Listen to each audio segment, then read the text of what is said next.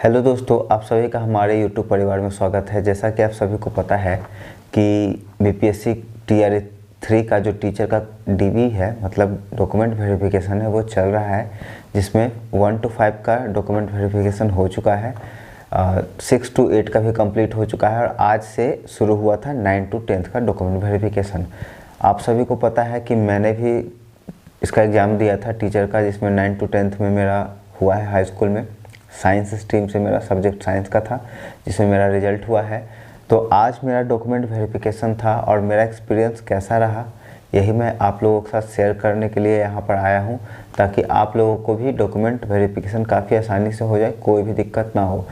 आपको मैं बता दूँ, मेरा होम टाउन पटना है और मुझे पटना डिस्ट्रिक्ट ही अलॉट हुआ है। रीज़न क्या है कि मेरा रैंक काफ़ी अच्छा था। ऐसे मैं यादव कम्युनिटी से बिलोंग करता हूं, जिस वजह से मेरा BC2 में आता है, लेकिन मेरा अनरिजर्व कैटेगरी में रैंक था 68, जिस वजह से मेरा जो मैंने सबसे पहले प्रेफरेंस में डाला था पटना जो डिस्ट्रिक्ट, वो मुझे अलॉट हो गया। ठीक है, तो जिनका भी रैंक अच्छा है उनको अपना मनपसंदीदा डिस्ट्रिक्ट अलॉट हुआ है। तो यहाँ पे बात करें, सबसे पहले मुझे जो परेशानी फेस करना पड़ा, मैं आपको स्क्रीनशॉट का ही मैंने एक छोटा सा शॉर्ट वीडियो बना करके आपके साथ शेयर करा था। उसमें क्या था कि दिया हुआ था कि आपको 30 तारीख का डेट दे रखा था उसमें कि 30 तारीख को डॉक्यूमेंट वेरिफिकेशन होना है। ठीक है, थोड़ी सी मुझे सर्दी है तो आवाज़ भारी आपको लग रही होगी।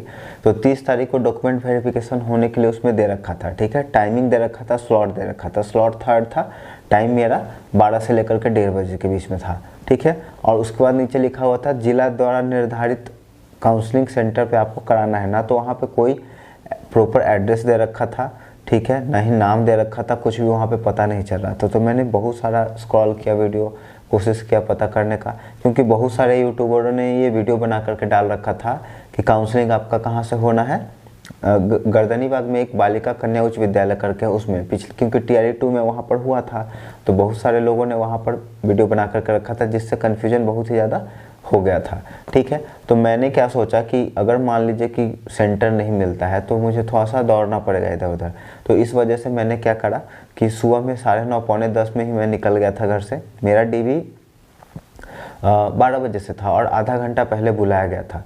ठीक है, पौने 10 में ही घर से निकल गया था। ठीक है, उसके बाद मैं डायरेक्ट पहुंचा कहाँ, DRCC, जहाँ पे डीबी एक्चुअली में हो रहा है। ठीक है, अगर बात करें DRCC का, तो आपको भी अगर आना है, वीडियो अगर सही समय पे आप देख पाते हैं तो आपको क्या करना है, पटना जंक्शन आप उतरते हैं तो ठीक है, पटना जंक्शन से आप उतर करके ऑटो ले सकते हैं, इनकम टैक्स गोलंबर आ जाइए डायरेक्ट। ठीक है, इनकम टैक्स चौराहा के पास, और बोलिएगा कि मुझे ओल्ड म्यूजियम के पास जाना है। ठीक है, यार वहाँ से आपका वॉकिंग डिस्टेंस पे, वहाँ से पैदल भी चल सकते हैं, 15-20 मिनट का टाइम लगेगा, है ना। ओल्ड म्यूजियम के ही रास्ते में आपको DRCC सेंटर मिलता है, किसी से भी पूछेगा आपको वो बता देगा। ठीक है, तो मैं डायरेक्ट वहाँ पहुँचा 10:30 के करीब में। मैं वहाँ पे गया, कुछ अभ्यर्थी आए हुए थे फर्स्ट स्लॉट वाले, उनसे मैंने पूछा कि क्या यहीं पे हो रहा है, तो उन्होंने बताया कि हाँ यहीं पर आपका डीबी हो रहा है। मैं रिलैक्स हो गया, लेकिन अब बचा टाइम कि वहाँ पे मुझे 2 घंटा का समय बिताना था। थोड़ा समय इधर उधर मैं घूमा। उसके बाद तो सबसे पहला प्रॉब्लम ये फेस करना पड़ा, थोड़ा सा क्लैरिटी के साथ अगर मैसेज रहता ना तो ये कोई प्रॉब्लम नहीं होता। खैर मनाइए कि मेरा पटना घर है तो मैंने अपना रूट वगैरह मुझे पता है, तो मैं फिर भी देखिए 2 घंटा पहले गया। जो लोग बाहर से आ रहे होंगे उन्हें कितना प्रॉब्लम फेस करना पड़ा होगा, वो तो वही लोग जानते होंगे ना। चलिए बात को अब आगे बढ़ाते हैं। वहाँ पे जाने के बाद हुआ क्या, ठीक है, तो वहाँ पे जाने के बाद सबसे पहले फर्स्ट स्लॉट का चला, सेकंड स्लॉट का चला, फिर उसके बाद थर्ड स्लॉट का जब शुरू हुआ तो वहाँ पे सिस्टम क्या बनाया गया था कि आपको पहले एक टोकन मिल रहा है ना, कागज़ का एक छोटा सा पर्ची था, उस पर आपका नंबर लिखा हुआ था और उसी नंबर से वो अंदर भेज रहे थे। ठीक है, तो टोकन आपको कहीं कटवाना नहीं है, टोकन बस मतलब नाम मात्र के लिए है, कागज़ पे लिख करके दे दिया गया है। 1 से 10, 10 से 20 इस तरह से कर करके अंदर एंट्री करा रहे थे। अंदर जाने के बाद आपको 3 काउंटर पे जाना है। ठीक है, पहला काउंटर जो आपका होगा वहाँ पे बस आपका क्या कर लिया जाएगा, आधार नंबर और एडमिट कार्ड से रोल नंबर वगैरह शायद वो ले रहे थे। फिर उसी के बगल में आपका दूसरा नंबर काउंटर था, जहाँ पे जा करके आपको आधार ऑथेंटिकेट कराना था। ठीक है, थंब इम्प्रेशन आपका फिर से लगता है लेफ्ट हैंड का, और एक फ़ोटो क्लिक किया जा रहा था। ठीक है, और थोड़ा बहुत वो मिलान करते थे। तो ये देखिए, आपको अगर दिख पा रहा है तो मेरा ये ओरिजिनल डॉक्यूमेंट एडमिट कार्ड है, ठीक है। यहाँ पे जब मैं एग्ज़ाम दे रहा था उस समय मेरा ये स्टिकर लगा हुआ था, और जब उन्होंने पिक्चर क्लिक करा तो फिर से एक नया स्टिकर उन्होंने साट दिया, ठीक है। और बाकी सब जिलों का तो मुझे नहीं पता, लेकिन पटना का मैं बात बता रहा हूँ। वहाँ पे बोला गया कि आप एडमिट कार्ड के पीछे ही अपना आधार कार्ड का नंबर और फ़ोन नंबर ऐड कर दें, मतलब लिख दे, ताकि देखिए ऐसा वहाँ पे भीड़ काफ़ी ज़्यादा था, आवाज़ क्लियर बीच में शीशा भी था ना क्लास, तो उधर जा नहीं पा रहा था, जिस वजह से उन्होंने पहले ही इंस्ट्रक्शन दे दिया था कि आप लिख दें ताकि पूछना न पड़े, ठीक है। वहाँ पे आधार ऑथेंटिकेट होने के बाद मुझे मिल गया काउंटर नंबर। काउंटर नंबर आप देख पा रहे होंगे, काउंटर नंबर यहाँ पे 19 है ना। मुझे ये काउंटर नंबर मिल गया। अब मैं पूरे फेस को क्यों कवर कर रहा हूँ, क्योंकि आई डिटेक्शन पे मैंने डाल रखा है, तो आई डिटेक्ट कर ले रहा है, जिस वजह से आपको क्लियर दिख नहीं रहा होगा, है ना। तो ये काउंटर नंबर मुझे 19 मिला, मैं काउंटर नंबर 19 पे गया। अब काउंटर नंबर 19 पे जाने के बाद क्या हुआ, आपको कौन कौन से डॉक्यूमेंट ले जाने हैं, थोड़ा सा इसके बारे में मैं आपको क्लियर कर दूं, ठीक है। ये देखिए पार्टिकुलरली सिर्फ पटना का मैं बात कर रहा हूँ, बाकी अलग ज़िलों में किस तरह से हो रहा है उसका मुझे कोई आइडिया नहीं है, ठीक है। तो पटना में क्या सिस्टम चल रहा है अभी, आपको सबसे पहले क्या करना है, जितना जो बीपीएससी के साइट पर आप अपना लॉगिन करेंगे डैशबोर्ड, तो उस पर जितना जो वाटर मार्क है उन सबको डाउनलोड करके अपने एक फ़ाइल में रख लेना है, ठीक है। उस फाइल में 3 फोटो आपको रखना है, ठीक है। उसके बाद एक बैंक का पासबुक या फिर कैंसल चेक रखना है, ठीक है। और कुछ एक्स्ट्रा यहाँ पर नहीं मांगा जा रहा था। फिर आप जब काउंटर पे जाएंगे, मैं 19 नंबर जब काउंटर पे गया तो वहाँ पे सबसे पहला क्या हुआ, आधार कार्ड उन्होंने मांगा। ओरिजिनल अब आपका डॉक्यूमेंट सब वहाँ पर देखा जाएगा, जो आपको डाउनलोड वहाँ हुआ है अब सब उन सब का ओरिजिनल वहाँ पर वो चेक करेंगे। तो सबसे पहले उन्होंने आधार कार्ड लिया। आधार कार्ड जैसे ही उन्होंने लिया उसके बाद थोड़ी देर के बाद OTP आया, तो OTP से उन्होंने मेरे डैशबोर्ड में लॉगिन कर लिया। अब एक एक करके वो डॉक्यूमेंट मिलाते गए। तो उसके बाद फिर मांगा उन्होंने आवासीय, उसके बाद OBC सर्टिफिकेट मांगा, ठीक है। ऐसे मेरा रिजल्ट जनरल में हुआ था, लेकिन फिर भी उन्होंने OBC मांगा। उसके बाद फिर उन्होंने मांगा ग्रेजुएशन का सर्टिफिकेट, इंटर का सर्टिफिकेट, इंटर का उन्होंने नहीं डिमांड करा था, मैट्रिक का सर्टिफिकेट मांगा और वो डेट ऑफ बर्थ मिलाने के लिए। उसके बाद फिर मांगा BEd का, ठीक है। उसके बाद एक समस्या मेरे साथ ये हुआ कि मैंने PG नहीं कराया अभी, ठीक है। और यहाँ पर आप देखिए पोस्ट ग्रेजुएट का यहाँ पर डॉक्यूमेंट का वहाँ पे डिमांड आ गया था।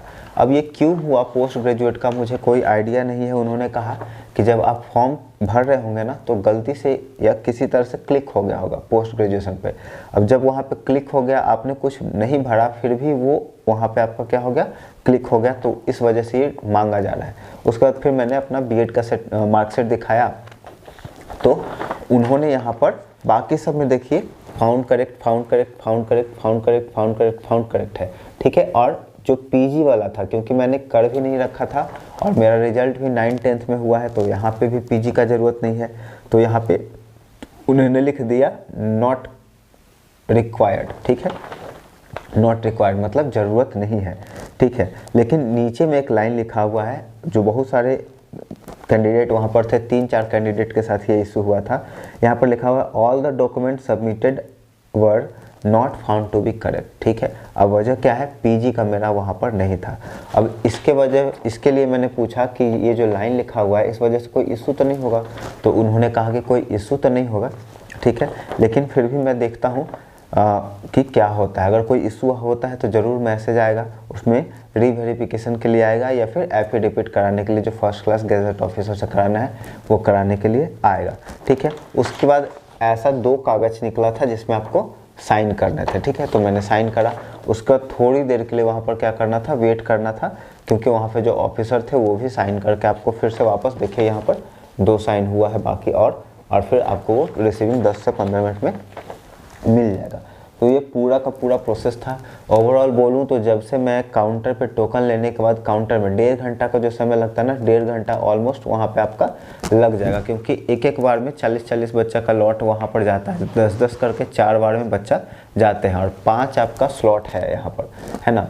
5 स्लॉट तक हो रहा है, शायद 3:30 या 4 बजे तक ये काम हो रहा है। तो एक छोटा सा इन्फॉर्मेटिव वीडियो था, ताकि बाकी सभी जो बच्चे हैं जो बाहर से आ रहे हैं या पटना में आ रहे हैं, तो उनको क्या क्या डॉक्यूमेंट लेकर के जाना है, कोई कन्फ्यूजन ना रहे। फिर से मैं बता देता हूँ, आपको पटना में अगर आप जा रहे हैं तो डॉक्यूमेंट आप ले लीजिए, ठीक है, उसमें कोई बुराई नहीं है, लेकिन एक साथ कर ले किसको, जो आपका वाटरमार्क डॉक्यूमेंट है उसको वापस आप क्या कर ले, सबको एक जगह पे कर ले ताकि उसको दिखाने में आसान हो, ठीक है। फाइल वहाँ पर क्या करेंगे, एक आपका वहाँ पे सबमिट होगा, तो फाइल आप प्लास्टिक का भी ले जा सकते हैं, प्लास्टिक का जो क्लियर बैग होता है वो रिसीव कर रहे हैं, नहीं तो जो क्रोकोडाइल फाइल होता है जिसमें आपको कागज़ का होता है फोल्ड कर करके बांधने वाला, उसमें भी आप ले जा सकते हैं। उसके ऊपर आपका नाम, पापा का नाम, रजिस्ट्रेशन नंबर, रोल नंबर और फ़ोन नंबर ज़रूर डाल देना है, ठीक है। बहुत सारे बच्चा बहुत सारे कुछ डाल करके रखे थे, अब कॉमन सेंस से आप समझ सकते हैं ये इसलिए डाला गया है ताकि अगर मान लीजिए फाइल खो जाता है